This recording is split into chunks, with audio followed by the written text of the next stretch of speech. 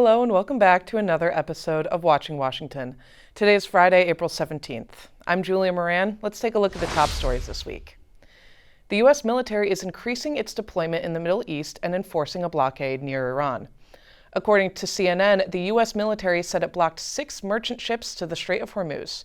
U.S. Central Command said more than 10,000 troops and 12 naval vessels are currently deployed in the region. After negotiations with Iran failed, the U.S. announced a blockade of ships entering or leaving Iranian ports. The U.S. also warned that it may use force to enforce these restrictions. The Strait of Hormuz is a critical global oil transport route, so the region's situation is essential to the world's energy supply. As of today, the Associated Press reports the Strait of Hormuz is reopened for commercial use. In a social media post, President Trump said the strait is, quote, ready for full passage. In other presidential news, President Trump has been criticized recently for posting 2 controversial images. The first image posted Sunday is facing scrutiny as it seems to depict President Trump as Jesus tending to a sick man. Trump denied this, claiming the image was meant to show him as a doctor. The second image released on Wednesday was Trump being hugged by Jesus, accompanied by the message, "The radical left lunatics might not like this, but I think it is quite nice. President DJT." Trump had the following to say when the media got a chance to speak to him. And I thought it was me as a doctor and had to do with Red Cross as a Red Cross worker there, which we support.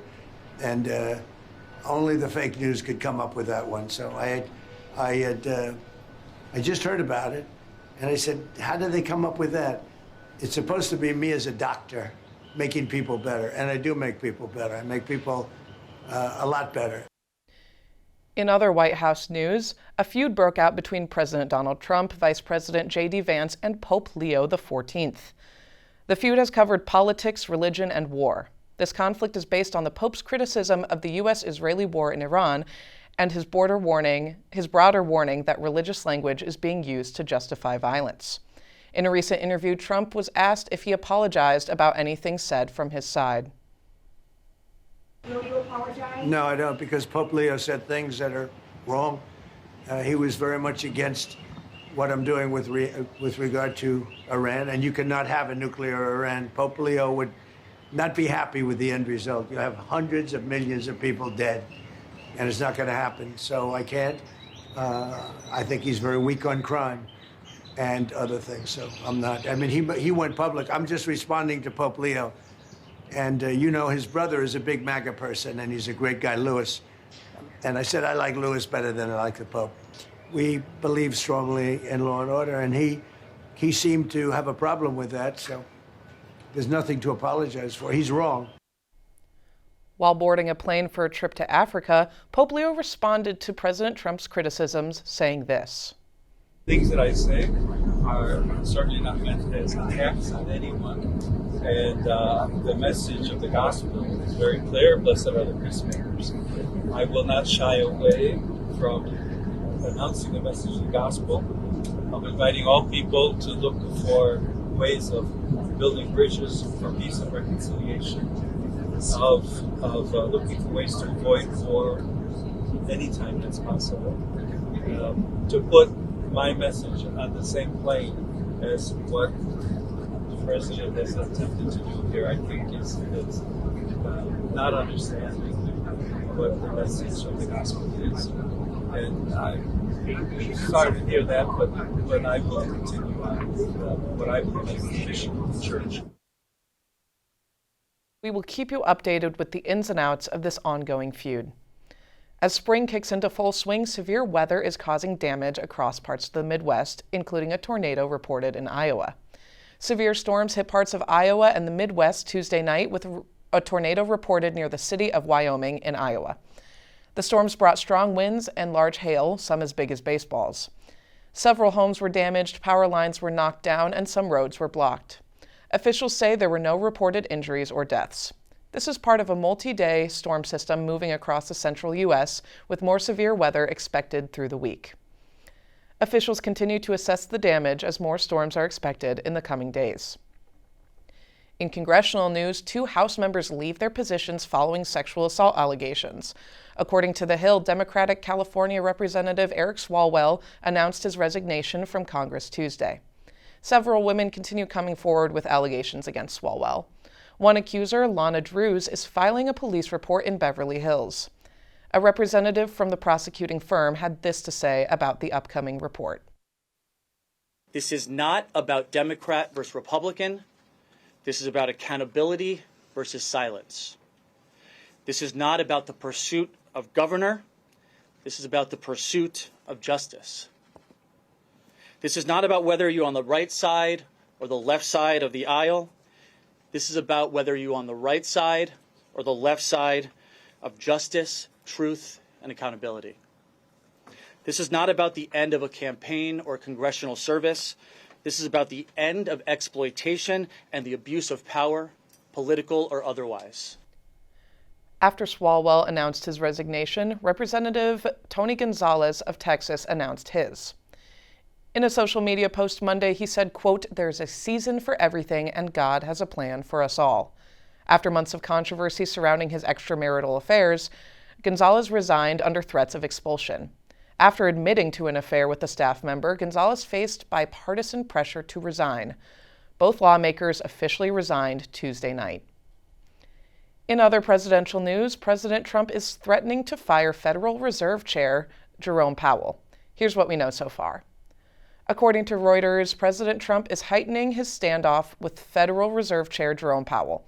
Trump said he might fire Powell if he does not leave the Fed's Board of Governors next month. Powell's current term as chair ends on May 15th, but his term as a governor will continue until 2028. In an interview with Fox Business Network, Trump said that if Powell does not resign, he will, quote, "have to fire him." This conflict comes as the White House pushes to install Kevin Warsh as the next Federal Reserve Chair.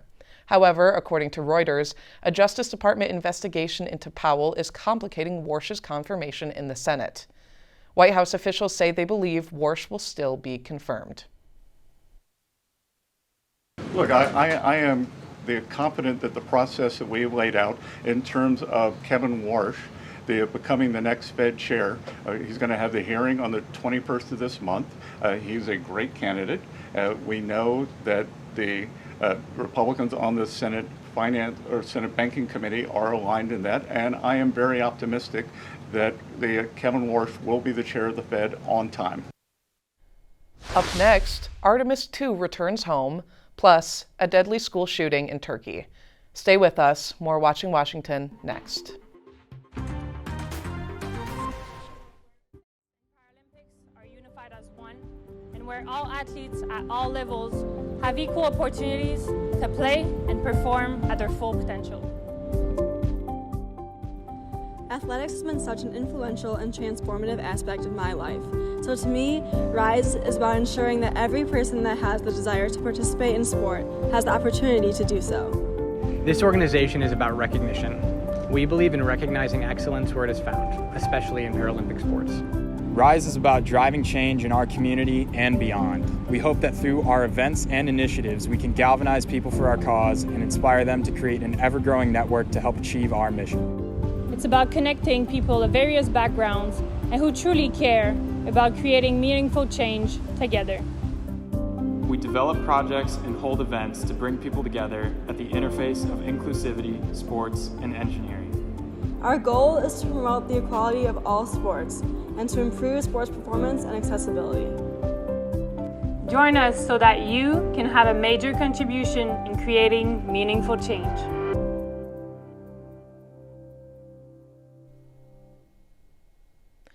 After a historic journey around the moon, the Artemis II crew is now back on Earth. NASA's Artemis II mission is coming to an end after a 9-day trip around the moon. The Orion capsule carrying 4 astronauts splashed down in the Pacific Ocean near San Diego. The crew set a new traveling record, traveling farther from Earth than any humans before. Commander Reed Wiseman called the mission, quote, "the most special thing he has ever experienced." Back on Earth, astronaut Victor Glover was welcomed home in Texas, where large crowds gathered, cheering, waving, and holding signs to celebrate his return. Houston Integrity, splashdown, sending post-landing command now. Splashdown confirmed. Copy splashdown, waiting on VLDR. Splashdown confirmed at 7:07 p.m. Central Time, 5:07 p.m. Pacific Time. From the pages of Jules Verne to a modern-day mission to the moon, a new chapter of the exploration of our celestial neighbor is complete. Integrity's astronauts back on Earth.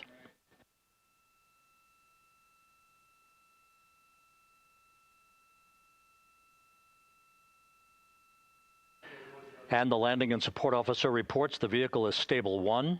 We still will be deploying the crew module uprighting system to maintain that orientation. A perfect bullseye splashdown for Integrity and its 4 astronauts. NASA says this mission is a major step towards sending astronauts back to the moon. Looking abroad, 10 people were killed and 13 wounded in a school shooting in Turkey. It happened Wednesday morning, and it was the second such shooting in 2 days. According to the Associated Press, a student opened fire on 2 middle school classrooms. The AP also reports the 14-year-old gunman was killed, but it's not currently known how he died. This attack came 1 day after 16 people, mostly students, were hurt in a school shooting in a nearby province. From Turkey to here in Indiana, on Tuesday, a federal judge blocked an Indiana law that removed student IDs as an acceptable form of voting identification. A law was passed in 2025 which no longer allowed student IDs to be used during voting. After the bill was passed, many expressed the bill was unfair and restricts student voting rights, according to Courthouse News. The bill was named Senate Bill 10 and was passed into law by Governor Mike Braun.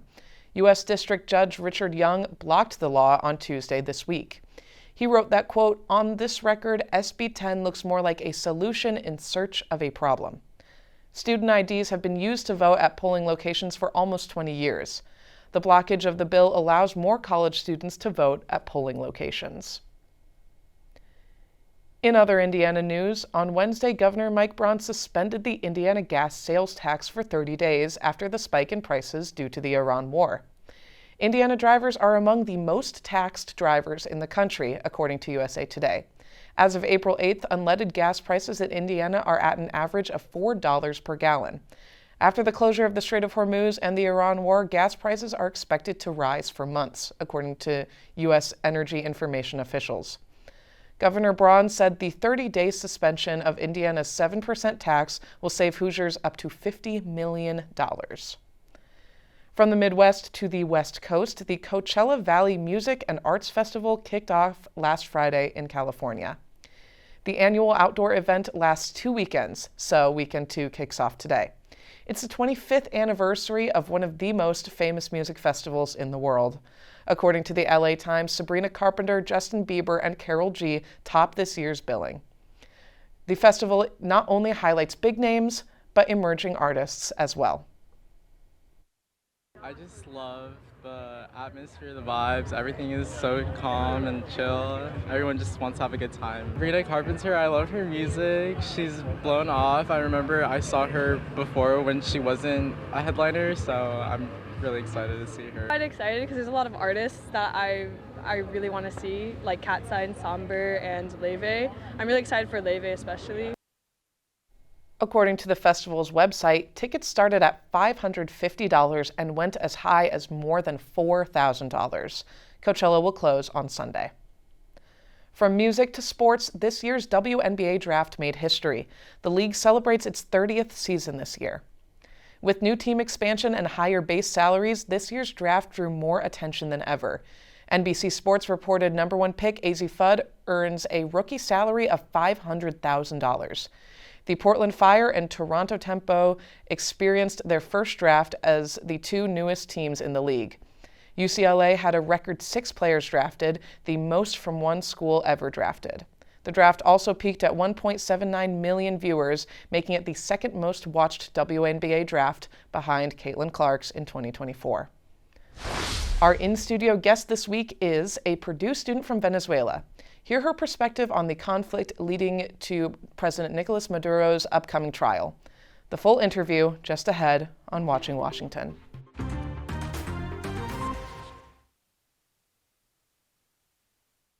Better lace them up tight and be ready to play every night. If not, you're going to get beat.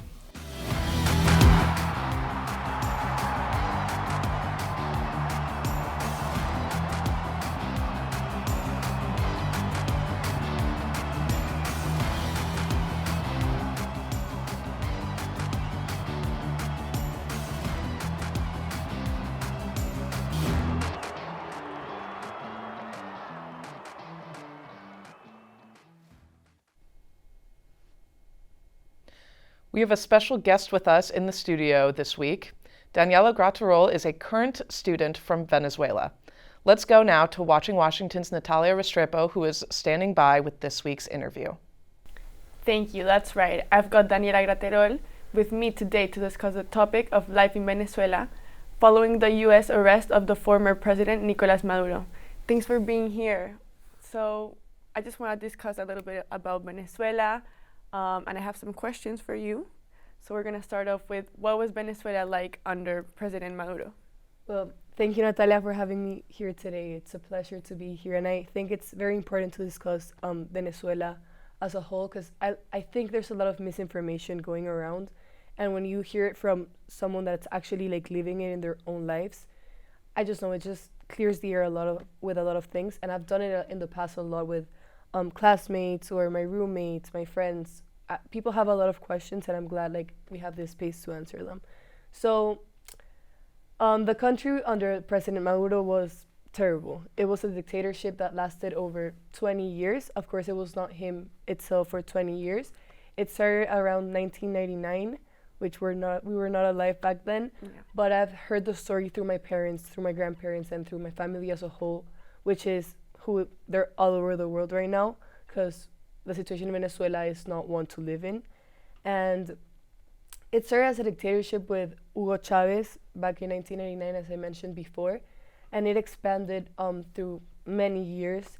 He started by telling the people that he had like millions of promises and millions of things that he was going to accomplish, and of course he did not do that. He instead stole a lot of money and just ruined the country as a whole. In 2003, my parents moved out from Venezuela to Mexico because of a job opportunity that my father had. Thank God it was not escaping the country like millions of Venezuela have done. It was more of a job searching opportunity, and he found it, and we grew up our family there and then moved to other countries afterwards. Yeah. But then in 2013, Hugo Chavez died because of cancer. And then, it was supposed to change government and have like a different president now. But actually, a lot of Venezuelans celebrated that time. And I remember me being little and my parents celebrating. And I'm sorry to interrupt you, but I remember the same thing, like as being a neighbor country, Colombia, I feel like we're very close and we feel the same kind of joy for you, you know? And everything that you were saying is like so real. I feel like there's so much misinformation in social media, and just basically people don't really understand what it's like for a real Venezuelan to have been under a government for 20 years where clearly, people suffer, Yeah. And I feel like coming from me or from my family back in Colombia, I remembering being very beautiful, like right now when they capture Maduro. But I feel like we are going to get a little bit more deep into that. Yeah. So in basis of that, how did you feel when President Maduro was captured by the U.S. forces? So I was actually sleeping because it was around 3 a.m. in the morning. And I started receiving a lot of texts from my friends congratulating me and my family, and I was so confused because I didn't know what was going on. And then I was like, congratulations, Daniela, I'm so happy for you. Yeah. And I'm like, what is going on? I don't understand anything. I actually went back to sleep because I did not understand. And then my sister woke up because of the same thing, and then we both woke up each other up, and we started crying. It was such a liberating feeling just to know that it was over in a sense. Because as I was mentioning, sorry, my whole family lives around the continent and around the world. I have very few family back in Venezuela right now, but the people who were there were sending messages from inside the country, they're bombing Venezuela. There's a lot of it was a chaos. So we wake up, we go to my parents' room. They are all awake watching the news, and we stayed, we're 5, and we stayed the 5 of us in bed until 10 a.m. From 3 to 10, just with a huge smile in our faces, but of course we were really stressed out and Yeah. anxious to know what was going on and what was gonna go on like in the future. Well, I think that any Venezuelan can tell you that they're very happy with what happened. I haven't met one person that tells you otherwise, and that's one of the things that I think there's a lot of misinformation with that, because a lot of people in my classes around my life have told me like, how are you happy? Like, they took your president. He's not my president. I don't feel represented by him. He has stole a lot of money. He has stolen millions of lives. People have had to walk out of the country and immigrate with Yeah. unimaginable ways. That's like No, something yeah. else I want to talk about Yeah. with you later on the show, but like the millions of refugees that have migrated to Colombia, you know, it's very hard. I feel for all of us, we're a third world country, you know. Colombia as well has a president right now that we don't like as much. And it's very difficult, you know, like like Colombia's already struggling. We don't have enough resources, we don't have enough jobs, and like, of course, as humans, we want to help each other out, you know. But I feel like it's a very hard situation, and I would like to talk more about that later. But I also wanted to ask you, like, of course, you're talking about like the experience of your parents and you when you found out, but like, could you talk like more about your family that really got to live there for many years? Like, Yeah. how was it for them when they found out? You know, like, Yeah. So right now for people in Venezuela, it's been, as I was saying, it was a very stressful moment. My friends back home and my family back home, which is a few, they were all really stressed out. No one knew what was going on. You were just sleeping at night. They woke up and there were bombs everywhere. They saw fire, like alarms, millions of people just screaming because they didn't know what was going on, which I feel that just by saying that you can just picture the horrible image that I have in mind. It was terrible. People were scared. People were confused. 3 a.m., January 3rd, what Yeah. could be going on, you know? There were no news about it. Nobody knew what was going on. Signal was cut off by a lot of people. People couldn't reach their family members. But at the end of the day, when the news came out and people understood what was going on, people went out and celebrated on the streets, which me from the distance, I couldn't watch a single video without crying and tearing up, because it's so emotional to see the millions of people who have been waiting for that day, for Maduro just to be out of the government. A lot of people have a lot of resentment and hard feelings towards him. He has wanted all of them. I'm not saying otherwise, but just to see their faces of happiness and just like they were liberated from somewhere. and in terms like when they captured Maduro and everything, you know, you were talking about how you guys were really excited but scared at the same time because you don't know what's going to happen with Venezuela, you Yeah. know?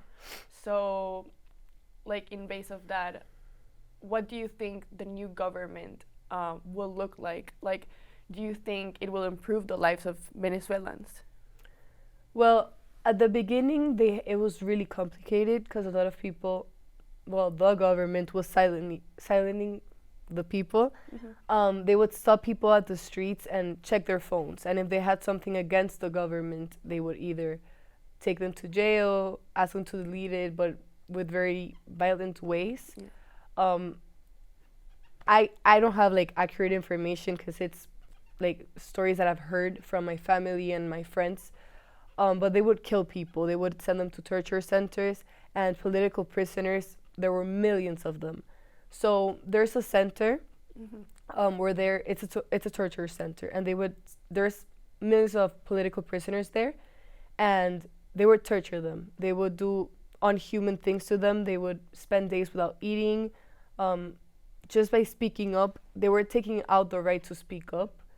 And well, at the beginning there was a lot of I'm not really sure how to explain it, but the government was not collaborating because, of course, they just took out their president, and for them it's the legitimate president. That's something I would actually like to cover more. A lot of misinformation. Maduro was not the president of Venezuela in the moment they were I was gonna tell you about. I was gonna talk about that, but there was actually a re-election. Yeah, a real election. And Yeah. Maria Corina, well, Yeah, you Edmundo. know.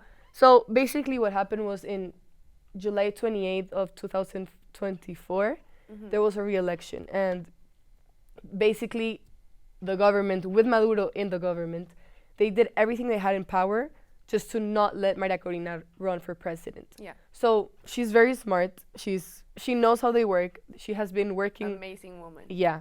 She has been working against them for 20 plus years. So she knew what to do. And she signed up this very old man that no one would think he would win the elections. And they signed him up as the future president of Venezuela.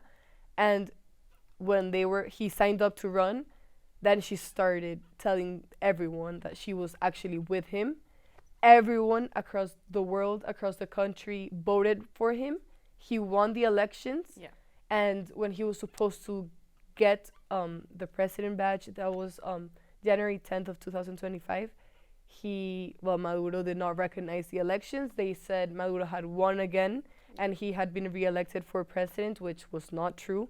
There's actually like the evidence that Edmundo González won as president and not Maduro, which is like, in Spanish it's actas. I'm not really sure how to say it in English, but it's just like the receipt of every vote of every. Showing who won, and it was clearly not It was him. clearly not him, and those are actually right now in Panama because they flew it out of the country just in case. And well, Edmundo and Maria Corina had to hide from the government because they were threatened to death, and it was just terrible. And Sorry. No. Yeah, Do keep you going. think that, like, I feel like it's crazy talking like with somebody that actually knows the information, you know? Yeah. And for you as a Venezuelan, do you believe, like, is the news covering the situation accurately? And, like, what do you think people need to know to make sure that we all understand, or kind of understand how to help Venezuela, or what to, you know, like, think about it? Yeah. I just feel that people should be more empathetic, because I know it's really hard, and I'm very thankful for everyone that has ever been there for me, but it's not me, because I'm a student in Purdue. Like, I'm not gonna be discriminated. I'm not gonna be there. No one's gonna scream at me. I'm gonna be fine. It's more in the day-to-day people.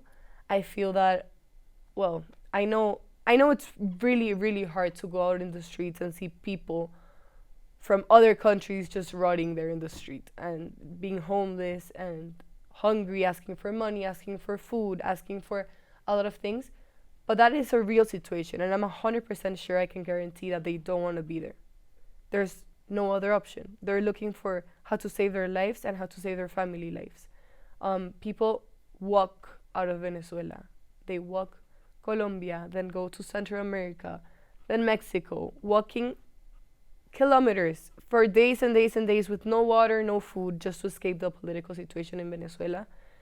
And I just think that's the news are very accurate with that. They do show that, but they show them as criminals, as illegal people, which they are. Some of them are, but not everyone is like that. And I'm 100% sure there's a lot of people with a good heart out there just trying to save their lives. There's doctors that are working as cleaning staff in somewhere. There's engineers doing the same, and it breaks my heart to see that. Well, I'm very glad that you got to talk a little bit about Venezuela and kind of explain to us the situation that you guys lived in. But, well, that's all the time we have for today. And thank you to our guest, Daniela Graterol, for being here with us. And thank you for watching Washington. See you next time.